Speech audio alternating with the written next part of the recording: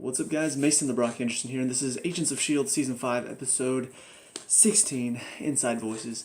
So, I find this one very interesting, mainly because it feels like things are continuing to move in the timeline. And I kind of wondered if we were going to have moments like this where it just feels like nothing is changing. And if that's the case, I mean, it really does feel like nothing's going to change. It feels like they're just moving along, nothing's going to change the timeline, which kind of makes me feel like the writers are backing themselves into a corner. And I've heard people talk about this all the time. You know, whenever you put yourself in a situation where your villain is too powerful or the story that you're going through seems like nothing's going to change, you sort of back yourself into a corner so that at the end of it, it's like, okay, well, we need to do something or else, you know, the world's going to split apart if the timeline stays the way it is. So clearly something's going to change. However, they're showing continuously, well, the timeline will never change. And so I feel like they're kind of setting up some stupid thing where in the end it's going to be like, oh, well, because of the power of friendship or the power of teamwork, that's going to be what saves the day. And I'm just kind of like, no, that's not going to work. It's not going to work as far as the story is concerned. It's not going to work as far as the feel of the show. Just pulling something out of nothing makes me feel like it's going to really be hard for me to buy. But anyway, we'll talk about this episode first before we get to more of that stuff. So we see there are sort of three storylines going on. There are several, but they all kind of connect together. The first main one is, of course, what's going on in the bunker. We see she's got Talbot, she's got Coulson, and she has Creel trying out the gravitonium. He feels the doctor that got sucked into it. He feels his presence in there, and he can feel it's still alive. And they even show a scene at the end where we see, I think her name was Rada? Was that her name? I can't remember her name now. She was the one. She was like the main bad guy in season 1. And then eventually she like turned into an Inhuman, and then she was helping out the Inhumans. But we see her and then Quinn sitting in the back of the truck, and he's talking about, oh, thank you for getting its gravitonium. I'm glad you did it. She's like, oh no, the gravitonium wanted you. She opens it up, and the gravitonium like sucks him in. So we could see that clearly the doctor that was inside of it is still living in there and is actually controlling it. And so it like transfers, I guess, some of its memories to Creel. So he remembers the doctor arguing with Coulson, and he's like, the gravitonium wants you dead, like choking him. I'm not really sure what all that means. I do know I saw something where apparently the gravitonium, the doctor that went inside of it, is actually a bad guy from the comics. I've never heard of him, but yeah, so maybe that's kind of what they're setting up as the bad guy for the rest of this season. But we do see, Creel, after he talks to Coulson reveals, hey, Talbot is here and he's being held prisoner, which of course Creel doesn't like because Talbot was a friend of his. And so, they find him, they manage to break him out, and then they're trying to break out of the base. Ruby is sent after them, and S.H.I.E.L.D. is telling her, don't kill Creel, because, like I said, it feels like Creel is going to be the test subject to make sure that gravitonium is a safe substance, because what his powers are what basically they're trying to turn Ruby or Daisy into. And so she wants Creel kept alive, but of course Ruby, frustrated because she wants to be the test subject, I believe, she tries to kill him. And so they're fighting. S.H.I.E.L.D. stops him, but then she tries to throw something at him anyway, and then he manages to catch it by turning himself into wood, which, I don't know, I find that a little bit hard to believe. Like, if you turn yourself into wood, because he was holding a stick, I feel like that thing should have just gone straight through him or something like that. I don't know, it just seems like it would be able to cut through. But anyway, S.H.I.E.L.D. obviously is very upset with Ruby. But we do see Ruby in this episode talking more with Von Strucker. She's trying to get him to complete the device because she wants to use it herself. And yeah, it feels like now I know more about what her plans are. Because at first when she was talking to him, it was just like, okay, so you want to turn against your mom, but why? Now we see very clearly it's because her mom doesn't want her to be the test subject. She wants Daisy to be. And of course she wants to be Destroyer of Worlds. She wants to become that person. So she's trying to complete it secretly behind her back using Von Strucker, so that way she can become the Destroyer of Worlds. So I like the little, I guess, whenever bad guys sort of quarrel amongst each other, I like some of those stories. They can become very interesting. We also see at the end of the episode to complete their story. Creel obviously stays behind to get captured, but Coulson and Talbot use the device and pull the lever. It's the device that takes them wherever. Haley used it to transport Coulson to meet the leader that she's been talking to, and he gets transported to some random place. It looks almost like the Himalayas. I don't know why they could be there or what's going on there. But yeah, so they're stuck in the middle of nowhere. Not really sure how they're going to get back. We also see Daisy and May go to get Robin. Daisy thinks this is a good idea. Obviously, all of us know that this is just once again something else that happens in the timeline. But Daisy, it does make sense why she's thinking this way, because in her mind she's thinking, well, Robin could have the answers. She has this ability, so maybe she'll have the answers that will help us solve our problems. So they find her. There are a couple things going on with Robin. First of all, we see she's drawn a picture of her death. So we see that even at this young age, she's seen her death, and it's why she's scared to draw pictures and see the timeline now. Which I still kind of wonder. I mean, how much of her drawings are possible timelines, and how much of it are this is what's going to happen. There's no changing it. It still kind of feels like this is what's happened. There's no changing it. So I don't know. It feels strange. But we see she still sees May as her mother, even though she knows. I can't remember her actual mom's name. I know it's the woman that played Elle on Criminal Minds. She knows that that's her real mom, but her future self sees May as her mother because May raised her whenever her real mom died. So it's once again showing that she's sort of going back and forth between timelines. She's seeing stuff from her future self, but she's also seeing stuff from now as well. So I don't know. Her character is very interesting, but once again, it feels a little bit like things are set in concrete, which makes me feel like this season is all for naught. Everything they do is just playing out to the timeline that we saw in the future with the world cracked apart. So, but we do see there's a little bit of tension there between Daisy and May. Daisy is very frustrated. Deke is frustrated with her. He goes up to Fitz and Simmons and he's just like, is it just me or is Daisy acting like a hard ass? They're both just like, yeah, she is. So I don't know why he said it. He said it exactly the same way to both of them. I don't know what the purpose of that was. But clearly he's having frustrations with her because she's being very forward and direct and not changing her mind.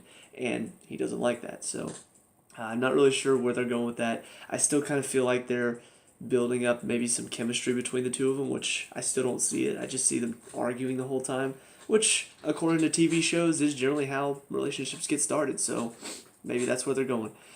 The last storyline to talk about is with Fitz and Simmons and Yo-Yo and Mac. All of them are back at the lighthouse, and Daisy talks to Yo-Yo and reveals her idea that we are invincible. The timeline has proven that we are. And so they kind of use this a little bit. They have this little thing where it's a scheme to get Fitz out of the prison cell. Simmons she's drinking these little glasses. 3 of them have water, 1 of them has acid. And so she drinks she drinks 3, saying that she's only going to drink the water, not the poison, because the timeline is set in stone. She's invincible. She drinks the last one. She starts and pretends like she's choking, but in reality, it's just a way to get Fitz out of his cell. And then Mac gets locked in there by Yo-Yo, and then she reveals that it seemed like, oh, maybe this was all just a ploy. It was all water, right? But then she reveals that she actually did drink the 3 water glasses, and then she pours out the last one, and it was the toxic acid. So it is showing that, once again, they are invincible because the timeline is set in stone. And it just sort of plays into that idea again, that all of this is completely pointless because nothing they do is going to change what's going to happen in the future. And I feel like it's just playing out that way. So I hope they have some sort of idea on how they're going to change the future without being completely just, oh, we got to pull this out of our ass. It's got to be something that makes sense. So I'm hoping that they do find a way to get around that without making it completely stupid. But we'll see. But yeah, so now the 3 of them are out. They're going to go try to track down this device that Hale is looking for that Fitz knows about. And then, of course, Mac is stuck inside the cell. So that's where everything sort of leaves off. I'm curious to see where it's going to go from here, but as far as I'm concerned, a lot of this just feels like I'm waiting for the shoe to drop, for something to happen that goes against the timeline, and then it'll make me feel like, okay, so the timeline can be changed. Whether it's like, I don't know, somebody gets their foot cut off, or maybe Yo-Yo ends up dying, or something like that. I don't know. But I'm very curious to see what's going to happen, so let me know what you guys think down in the comment section below. What were your thoughts on this? Well, actually, I'm gonna pause and come back. I'm gonna watch the next one. I don't know why I'm closing up this episode so early. So anyway, I'll see you guys in the next episode in a sec. And now episode 17, the honeymoon. I apologize for that little brain fart last episode, or when I was talking about the last episode. It's been a long week. Allergies are acting up. I feel terrible, so my brain's not all there. But yeah, so this one, we continue some of the stories, and honestly, for most of the episode, it kind of feels like, hey, maybe things are getting better before the last, 10 minutes of it just completely, everything goes crap. But we do see, we see, a few different stories again. You got Fitzsimmons and Yo-Yo all going to destroy this device. Anton Ivanov is there, and he's trying to get control of it for Hale.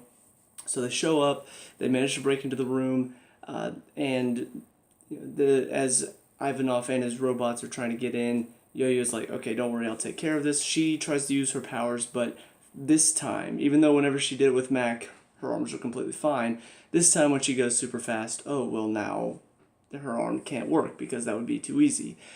I do think it's like a little, it's one of those little things that the writers do that I feel like kind of, you already showed she can run really fast with her arms whenever she put Mac in the cell that Fitz was being held in, and now all of a sudden it's like, oh well, when we need her to use her powers to make this battle easier, now she can't. I just hate it when writers do that, but we do see Fitz and Simmons are held down by the robots. They're trying to fight them off, but aren't really doing that well. And then we see Yo-Yo's taking on Ivanov, and they're having a little fight. Ultimately, it ends when Yo-Yo takes Ivanov out the window, and they fall to the ground, but she lands on top of him, so it destroys him, which then shuts off all the other robots. I don't think that's the end of Ivanov. I think they still have his head's controlling everything. I think they have that somewhere else, but it at least has taken down the robots for now. But of course, Fitz and Simmons are like, oh well, look at that, we really did survive, and trying to think. They're trying to think during the fight, like, is this really how it's going to be? Is time unmovable? And they were kind of doubting. Even Fitz was doubting himself because he's the one that's been saying, no, we can't change the timeline. And even in that fight, he's like, well, maybe the timeline can be changed. But then when all that happens, they're just like, oh, yeah, the timeline can't be changed. But then in walks Ruby and Von Strucker, and they're pretty much just like, fix the device now or else die a slow, painful death. And so I will say, it does kind of feel like, Fitz says at that point, I guess we never really had a choice, did we? And so it's almost like, okay, well, if we want to survive, we fix the device, and that's how we survive, and that's how the device gets fixed, and that's how the world gets destroyed. However, if Fitz and Simmons do decide, you know what, screw it, to save the world, we're willing to die, then that would have changed the timeline. But because, obviously, I do understand the idea of, well, obviously neither of them want to die, so of course they would fix the device. But in my mind, if I were in their position and it were fix the machine and destroy the world, or die and then the world gets saved, I think I would have chosen to save the world. Maybe that's just me.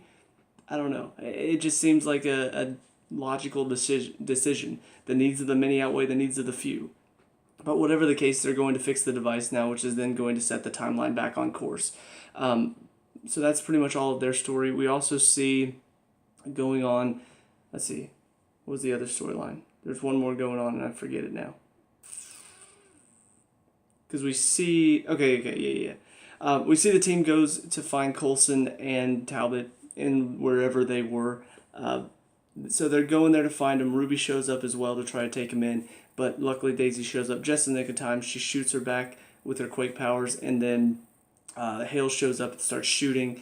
She manages to catch Deke, which of course means he's slowly bleeding out, And so they managed to do enough to keep him alive on the Zephyr. They get him back to the lighthouse, and then Piper and Mac begin to work on him. Luckily, they save his life. And like I said, they're doing this whole little romance thing between him and Daisy. And so whenever he wakes up drugged, it was kind of funny to hear him talk so drugged up and stuff. Because I don't know, something about Deke.